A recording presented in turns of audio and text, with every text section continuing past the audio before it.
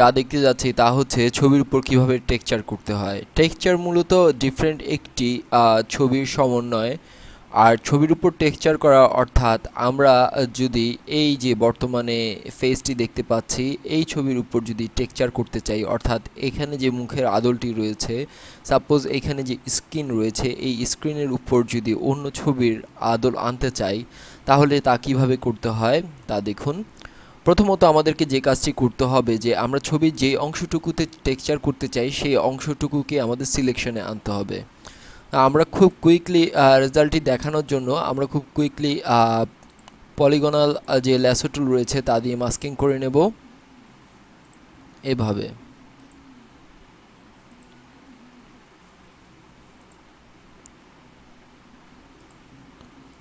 আমরা খুব ফাস্ট কাজ করার চেষ্টা করছি কারণ আমাদের মেইন উদ্দেশ্য টেক্সচারিং করা। আপনারা ইচ্ছে করলে আরও সূক্ষ্মভাবে এই ল্যাসো টুল ইউজ করতে পারেন। বর্তমানে আমরা যে ফেসটি দেখতে পাচ্ছি এটি মূলত যে ফেস মাস্কিংটি দেখতে পাচ্ছি এটি মূলত আমাদের মেইন বর্ডার।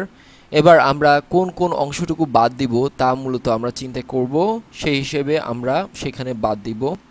আমরা যদি কিবোর্ড থেকে মাইনাস চেপে ধরি তাহলে ঠিক ওই অংশটুকুকে আমরা সিলেকশনের মাধ্যমে এনে বাদ দিয়ে নিতে পারবো। সাপোজ আমরা এই অংশটুকুতে টেক্সচার করতে চাচ্ছি না, সেই ক্ষেত্রে আমরা মাস্কিংয়ের মাধ্যমে এই অংশটুকু বাদ দিলাম। ঠিক একইভাবে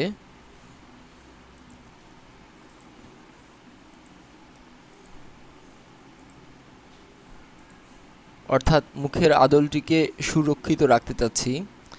তারপর এই চোখের কর্নারগুলো রয়েছে,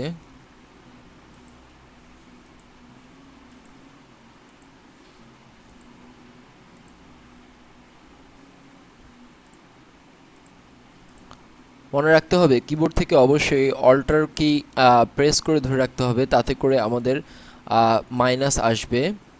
এবং আমি যদি এই অবস্থায় কিবোর্ড থেকে শিফট ধরি তাহলে প্লাস আসবে। তো এই ব্যাপারটি লক্ষ্য রাখতে হবে। আমরা মাইনাস করে ঠিক মাস্কিংয়ের বাইরে নিয়ে যাচ্ছি, অর্থাৎ আমরা ওই অংশগুলো সিলেকশনে রাখতে চাচ্ছি না।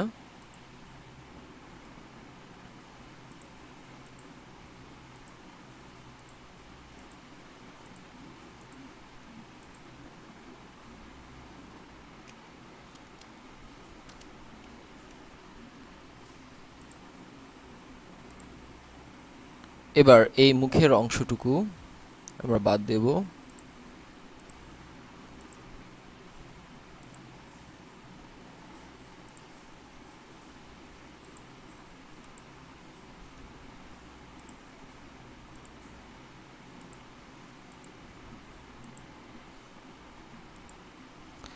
এবার আমরা মূলত যা করব তা হচ্ছে আমরা কন্ট্রোল সি দিয়ে এর একটি হুবহু কপি করে নেব এবং কন্ট্রোল ভি দিলে মূলত আমরা আরেকটি ব্যাকগ্রাউন্ডে মূলত ছবির যে অংশটুকু আমরা কেটেছি সেই অংশটুকু আমরা আলাদা করে নেব। আমরা যদি ব্যাকগ্রাউন্ড অর্থাৎ মেইন ইমেজটি যেখানে রয়েছে তা যদি দেখি তাহলে মূলত আমরা কতটুকু অংশ আমরা কেটেছি তা আমরা দেখতে পেলাম। এবার আমরা যে টেক্সচারটি এই স্ক্রিনের উপর অ্যাপ্লাই করতে চাই তা মূলত আমরা দেখে নিতে পারি। আমরা প্রথমে একটি ফাইল খুলব যেখানে এ ধরনের টেক্সচার রয়েছে। আমরা ফাইল সিলেকশন করব যে কী ধরনের টেক্সচার আমরা ইউজ করব।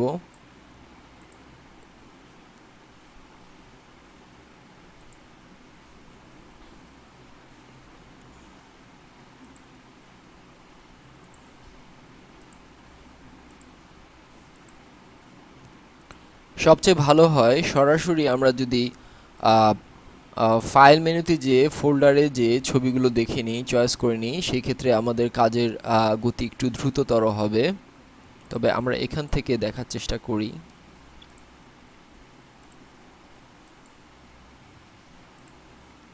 অ্যাডোবি ফটোশপের বাই ডিফল্ট টেক্সচার রয়েছে, তবে আমরা যদি চাই যে আমাদের পছন্দ মতো টেক্সচার তা আমরা ব্যবহার করতে পারি।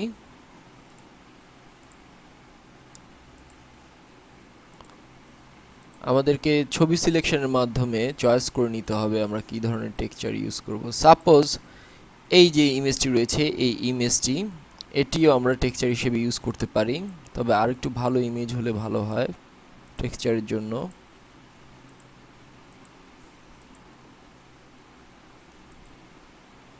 আমরা যদি এই ইমেজটিকে টেক্সচার হিসেবে ইউজ করতে চাই তাও পারি। সাপোজ এই ইমেজটিকে টেক্সচার হিসেবে ইউজ করি। আমরা প্রথমে ইমেজ ফাইলটি আমরা ওপেন করব। ইমেজ ফাইলটি ওপেন করার পর আমরা সেই একইভাবে, যেহেতু আমাদের ব্যাকগ্রাউন্ডটি সাদা রয়েছে, তাহলে আমরা সাদা কালারটি বাদ দিতে গেলে আমরা সিলেক্ট এ এসে কালার রেঞ্জ এবং এখানে হোয়াইট যে অংশটুকু রয়েছে তা আমরা সিলেক্ট করব এবং ওকে করব। এবার কন্ট্রোল শিফট আই দিয়ে শুধু যেই অংশটুকু আমাদের দরকার তা আমরা সিলেক্ট করে নিলাম। এবার কন্ট্রোল সি দিয়ে আমরা এটি মেমোরিতে নেব। এখন মেইন ফাইলে এসে কন্ট্রোল ভি প্রেস করব। তাতে করে আমাদের মেইন ফাইলে ইমেজটি চলে আসবে। আমরা কন্ট্রোল টির মাধ্যমে একে রিসাইজ করে নিতে পারবো।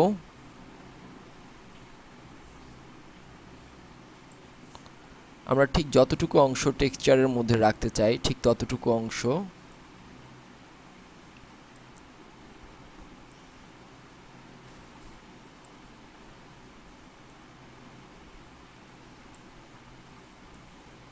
ঠিক এভাবে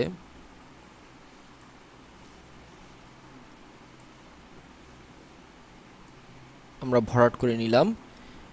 এবার এন্টার প্রেস করে সাইজিং অফ করলাম এবং এখানে আমাদের যেই অংশটুকু আমরা কেটে নিয়েছিলাম সেই অংশটুকুর লেয়ারে এসে কন্ট্রোল প্রেস করে মাউস থেকে লেফট বাটন প্রেস করলে মূলত আমরা যেই টেক্সচারের অংশটুকু আমরা কেটেছি তা পাবো।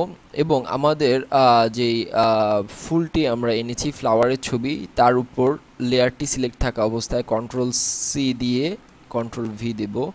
এতে করে কি হবে, এতে করে আমাদের ফুলের অংশটুকুর থেকে যতটুকু অংশ আমরা কেটেছি তা আমরা দেখতে পাচ্ছি। এখানে আমরা এই লেয়ারটি অফ রাখলাম। এবার আমাদের ব্যাকগ্রাউন্ডের যেই ইমেজটি রয়েছে তা আমরা দেখি, তা আমরা অন করে দেই এই অবস্থায়। এবং যে লেয়ার 3 রয়েছে তার অপাসিটি যদি আমরা একটু কমিয়ে আনি,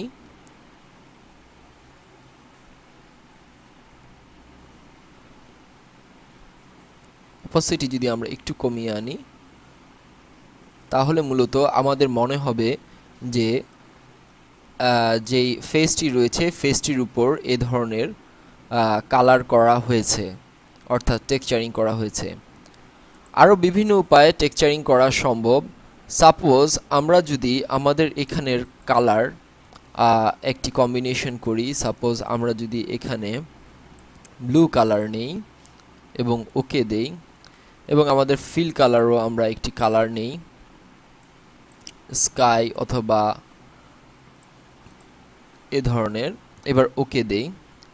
এবার আমরা আমাদের যে টেক্সচার মাস্কিং করেছি তা আমরা সিলেক্ট করি এবং এই লেয়ারটিকে আবার আমরা অফ করে দেই এবং আরও একটি নতুন লেয়ার নেই যেখানে আমাদের টেক্সচার অ্যাপ্লাই হবে। এবার আমরা ফটোশপের বাই ডিফল্ট যে টেক্সচার রয়েছে তা আমরা ইউজ করব। ফিল্টার মেনুতে সাপোজ রেন্ডার রয়েছে, এখানে ক্লাউডস রয়েছে। আমরা যদি ক্লাউডস ওকে করি